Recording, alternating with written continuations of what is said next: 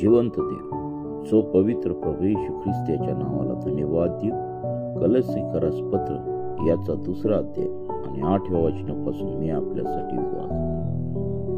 खोट्या शिक्षणाविरुद्ध इशारा.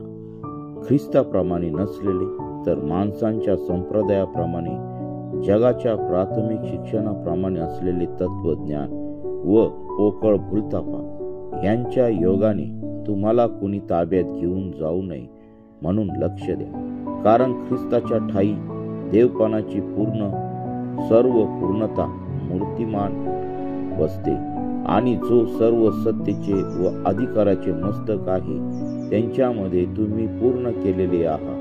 त्याच्या ठाई तुमची सुनताही झाली आहे, परंतु ती माणसांच्या हातून झालेली नाही, तर तुम्ही आपला दैहिक स्वभाव झुगारून दिल्याचे ख्रिस्ताच्या सुनतेच्या द्वारे तुमची सुनता झाली आहे.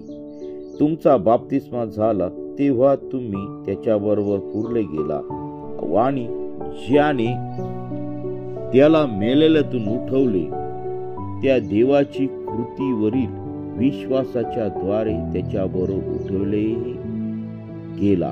जे तुम्ही आपल्या अपराधांनी व देह स्वभावाची सुनता न झाल्याने मेलेले होता त्या तुम्हास त्याने त्याच्याबरोबर जिवंत केले. त्याने आपल्या सर्व अपराधांची क्षमा केली. आपल्या विरुद्ध असलेले म्हणजे आपल्याला प्रतिकूल असलेले विधींचे ऋणपत्र त्याने खोडले व वधस्तंभाला खिळून त्याने ते रद्द केले. त्याने सत्ताधीशांना व अधिकाऱ्यांना नाडून त्यांच्या विरुद्ध वधस्तंभावर जयसव करून त्यांचे उघड प्रदर्शन केले. तर मग खाण्यापिण्याविषयी तसेच सण, अमावास्या किंवा शब्दात पाळण्याविषयी कोणाला तुमचा निर्णय करू देऊ नका. ह्या बाबी पुढे होणाऱ्या गोष्टींच्या छाया आहेत. शरीर तर ख्रिस्ताचे आहे.